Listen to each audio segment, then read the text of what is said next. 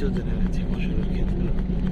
আর এখানের গাছগুলো অনেকগুলোই আসলে আমার অপরিচিত গাছগুলো সম্পর্কে সব কিছু মিলে যে একটা স্পেশাল সৌন্দর্য আছে, এটা বলার আর অপেক্ষা রাখে না।